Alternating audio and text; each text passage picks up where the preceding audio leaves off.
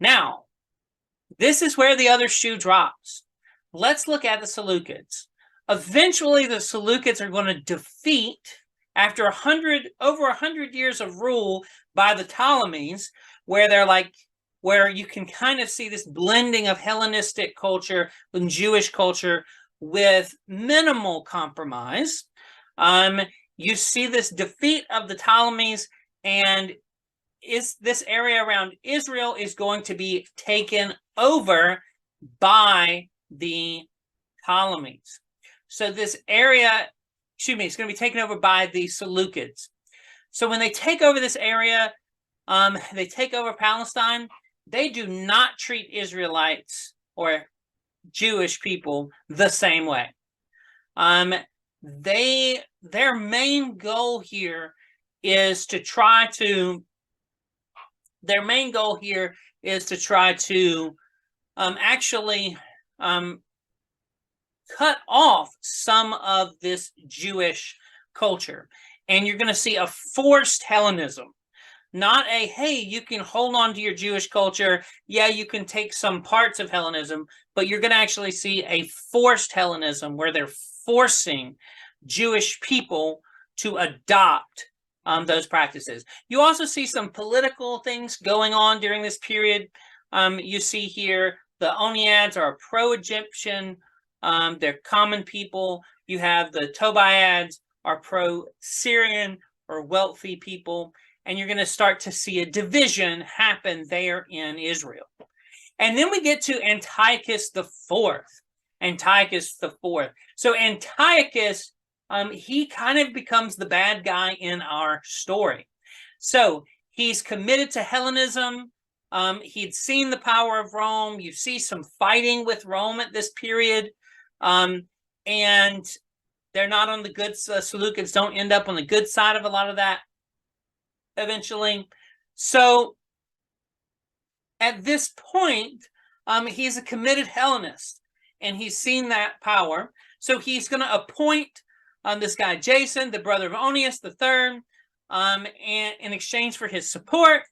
And you're going to start seeing him adopt this name of Epiphanes, meaning God manifested.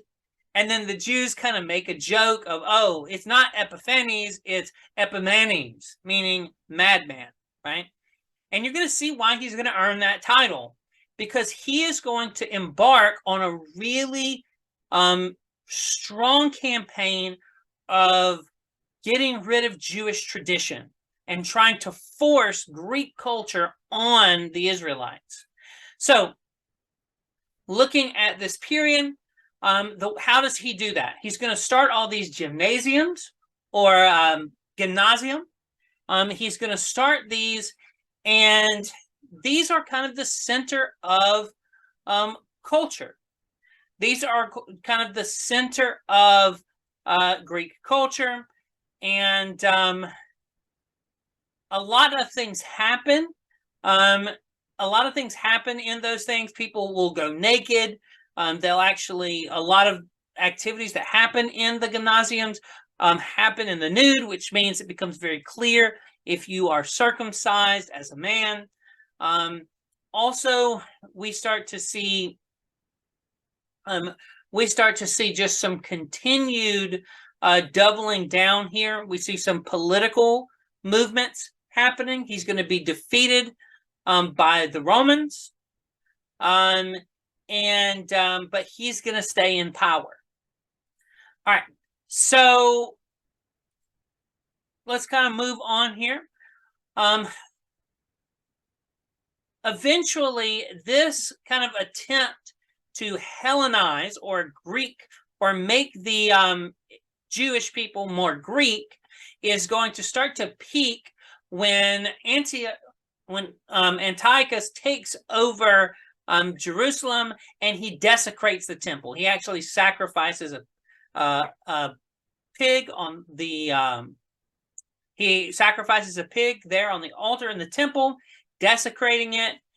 He also planned to unify his kingdom by outlawing Judaism. So he says, all right, we're not going to allow the Sabbath anymore. You cannot have a Sabbath day all of these Jewish festivals, circumcision, all of these things we're getting rid of. The Old Testament, I'm going to destroy all the copies of the Old Testament, and he's going to make pagan sacrifices mandatory. So these are all things that he's going to do in order to force conformity. Now remember, the Ptolemies prior to this were much more loose with trying to enforce conformity. He is going to try to force the issue here. So, as we look, things are going to continue to be bad here with those sacrifices, with that desecrating of the temple. And ultimately, it's going to go to a whole new level when he's going to start trying to force other people to make sacrifices to Zeus.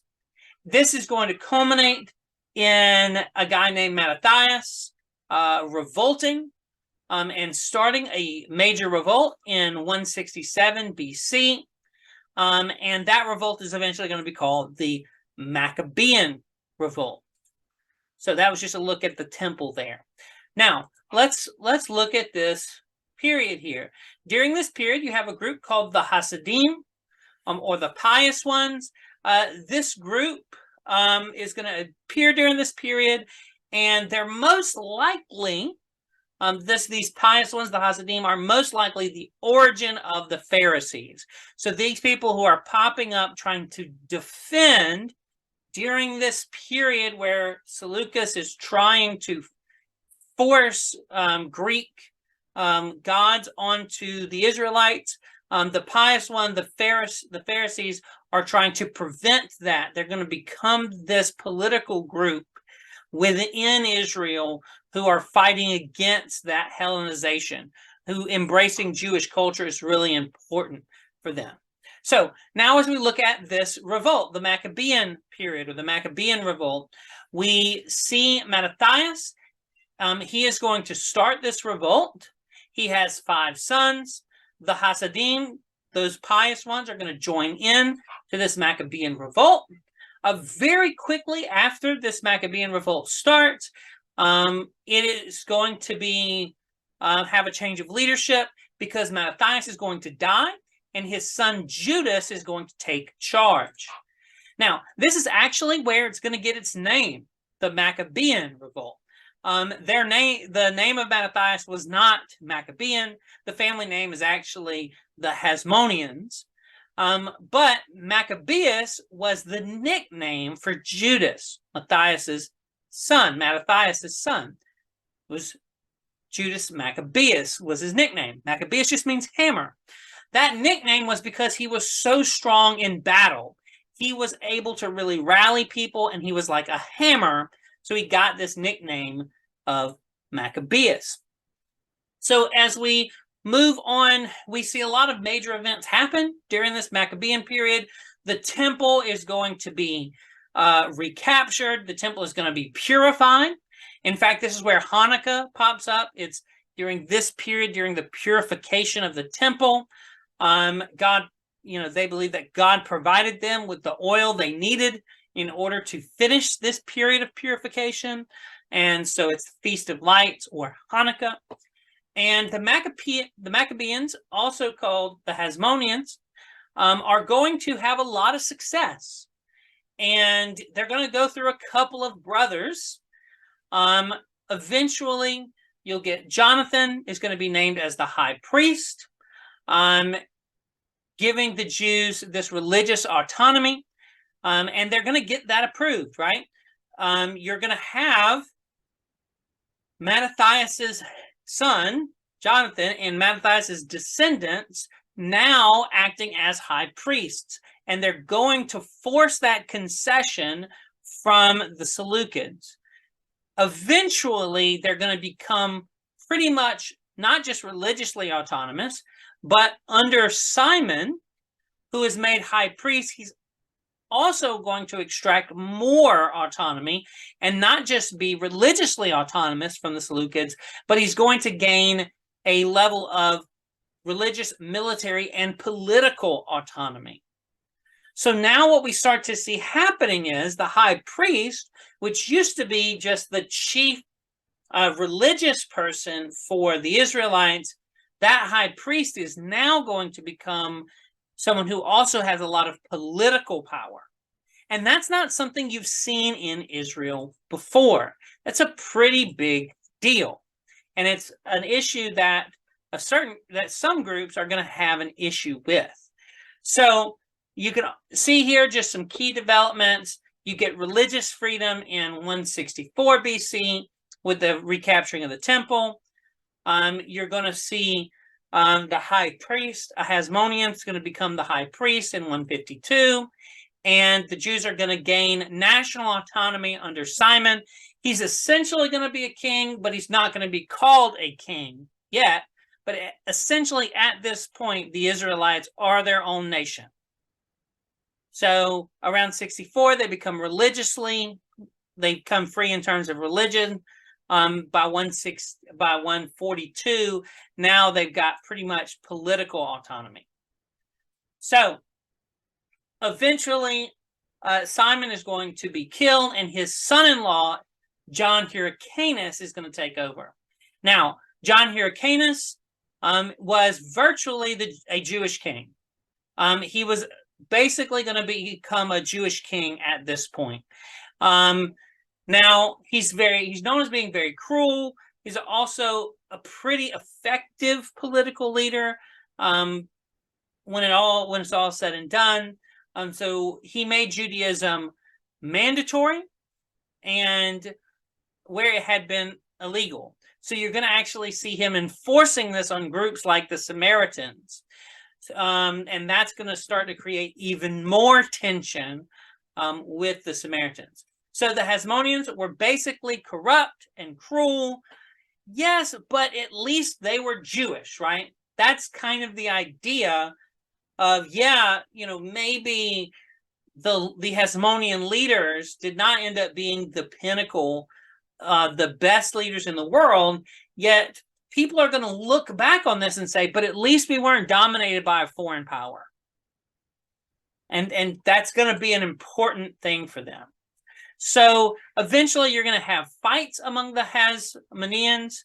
They're going to start having civil wars in the 70s BC. And then the Romans are going to step in, and you're going to start about 63 BC. Effectively, the Romans have taken over. So you have this interesting period with about 80 to 100 years-ish of actual control and independence by the Israelites. They're going to have an independent Israel for about 100 years before the Romans take them over again. And that is something that's going to be really difficult for them to shake, because they're going to be thinking, man, we did it once. If we defeated the Seleucids once and became independent, can't we do it with Rome again? So that's going to be something floating in the background as we get to the time of Jesus. So just some important things here for the Hasmonean period.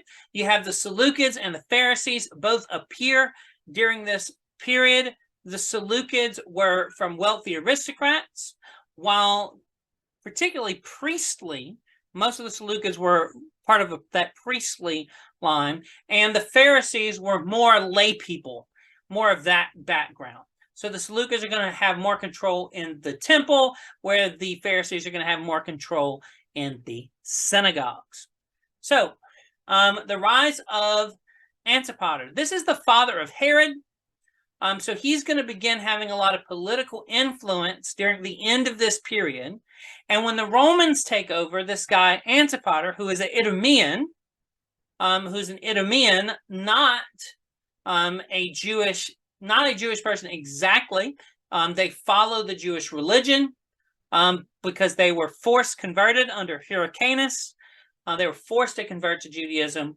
You're going to see Antipater start to have a lot more authority. And eventually, as the Romans kind of establish their rule here, eventually his descendant Herod is going to be put on the throne. So here's just a look at the expansion of the Roman Empire. You can see how much it's growing. Now, the Roman period. So so Pompey or Pompey is going to be the one that takes over Pompey's going to be the one that takes over Palestine. He is going to take over this area and start to establish rulers. Eventually, through this period, that's where you're going to end up having the Herods being a key group of rulers that are eventually going to be put in place. The Jews are going to have a real issue with this, and they're going to start to pray for God to bring a Messiah, an anointed one. And the hope is that that anointed one is going to defeat the Romans. That anointed one is going to allow us to have our own kingdom, just like we once had. So from about 44 to 66 AD, you're going to have a series of bad Roman rulers in Palestine, and eventually that's going to result in a revolt of the Jewish people, and eventually the temple is going to be destroyed. So there's a lot of unrest.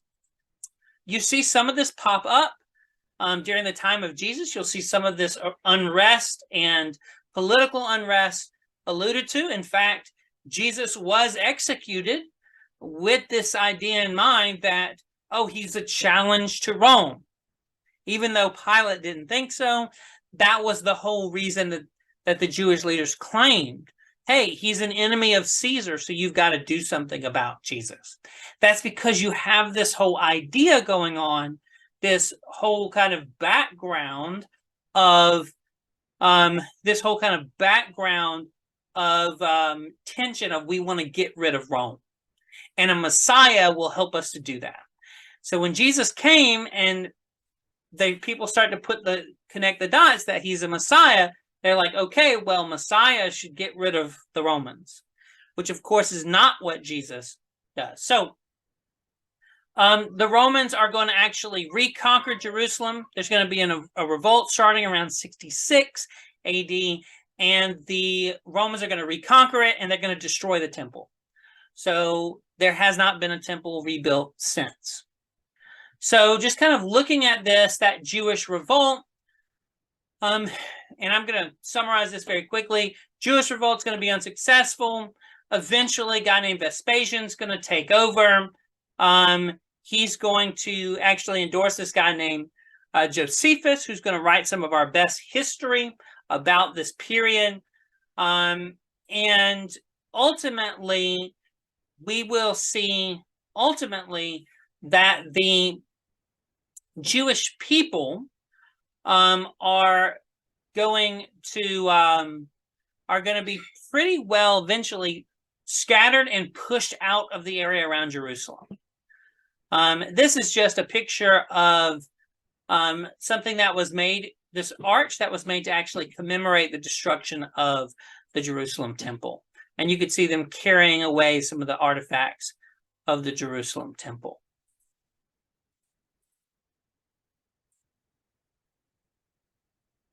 Okay, so this is Masada.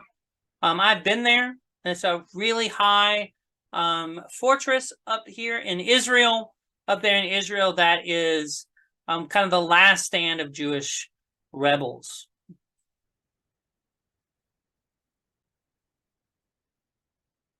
Okay, so the Jews remained a political entity till around 132, 135. Basically, you're going to have another revolt called the Bar Kokhba revolt. And at this point, the emperor at the time is like going to basically be fed up with all of the revolts that come as a result of Jews wanting their independence. And he's ultimately going to basically forbade Jews from living in Jerusalem and scatter them ultimately. So during this period, you have a period of relative peace. That Roman period, it's relative peace for Rome. And you start to see a lot of traveling routes made. And the idea is that people can travel freely. So this period is very unique in that Christianity is able to spread throughout the known world. And the only reason it's able to spread so far and so wide is because Roman rule actually made travel a lot safer. You don't have a lot of different smaller kingdoms where travel might be difficult. No, travel is safer. There are roads because the Romans are building roads, and it's going to make it a lot easier. We'll talk about this a little bit when we talk about Paul. For Paul and others to spread the gospel everywhere. So, we do know, of course, that the Jewish nation is going to be rebuilt in the 1940s, but it's a long time without any Jewish control in Israel. Also, that is going to be something interesting for us because when the temple is destroyed, and when the temple is destroyed, and ultimately Jerusalem is, basically totally eliminated as a power in 135 for the Jews, the Sadducees are essentially going to just disappear. The Sadducees, their focus was in the temple. So when the temple is destroyed, they pretty much are wiped out. So what's left at that point is the Pharisees as being the key remnant of this older Jewish group. You can see just some Roman roads there in these slides. So now let's jump into a little bit of who these rulers were. So we talked about Antipater and Herod the Great, his son, who eventually will take over. Let's kind of talk about some of these rulers. So just to grasp this is that the Romans often, if they could, on the periphery, toward the edges of their kingdom, if they could, instead of having their leaders rule directly, having governors rule directly, what they would often do is they would have client kings rule in their place. So the first big example of a client king ruling in their place is this guy named Herod the Great. Herod the Great is going to rule effectively from about 137 to about 4 BC. He's really known for building. This is also the Herod that is known for killing the children in Bethlehem. He's the Herod that is thinking, oh, Jesus, this child has been born and he's going to be a competition for me. Herod Archelaus is going to, after Herod the Great dies, Herod the Great was king over all of Jerusalem. He was king over all of Israel, and then a little bit of other territories kind of connected there, like Perea, and Trachonitis. But Herod Archelaus is only really going to get Judea, and he's not going to rule for very long. Herod Archelaus, instead of being a king, he's going to be called an ethnarch.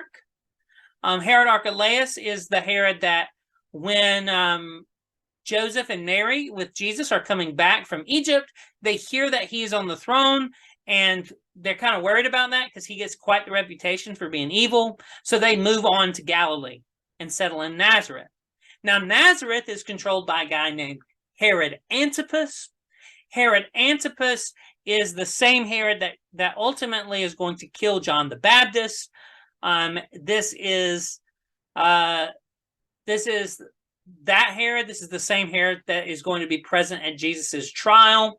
In a sense, like they're just going to have a special appearance before Herod Antipas because Jesus is from Galilee, from Nazareth. So another one here is Herod Philip. There's a couple of confusion with Herod Philip's. There is a Philip that is going to have no territory, but there's also a Herod Philip that's going to be actually ruling up in Trachonitis. So those are the years that he rules there in Trachonitis, Herod Philip. So Herod Agrippa the First. Herod Agrippa the First, you can see much later, he's going to actually end up taking control of all of, he's going to end up controlling all of Israel. So if you notice this, after Herod the Great dies, Herod Archelaus, he's going to rule for a little bit just over Judea. Eventually, Roman governors are going to take over Judea. That's why Pilate's in charge of Judea when Jesus comes around. So Herod the Great's kingdom will be split into three parts, with Herod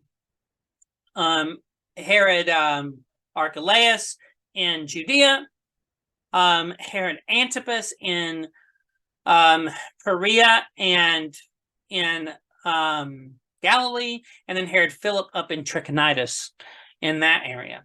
Well, Herod Agrippa is going to be given, because he was friends with Caligula, he's actually going to be given rulership over all of this territory, the entire territory of Israel, which is interesting because Agrippa the first was actually the son of Archelaus. So his father lost territory over Judea, but ultimately the son is going to get the entire kingdom. And Herod Antipas II, he's going to have a couple of small little kingdoms. He's going to have some influence on the Temple Mount, and he's going to have a couple of small, less significant kingdoms, but he's never going to have as much power as many of the other later ones. So there's going to be a discussion board, and you'll be able to discuss some of these things in the discussion boards. So I know we ran through this really, really fast. I want to encourage you to ask your instructor, whoever your professor is. I want to encourage you to ask him any questions. If you were like, Dr. Browning just went so fast, can you explain something to me? Do that. Your professor will be able to go into that with you. Also, I want to just encourage you to look over your PowerPoints. I ran through these very quickly, so I encourage you to look over your PowerPoints to get as much of that information as possible. I hope you enjoy this topic as much as I do. It has been great teaching you guys.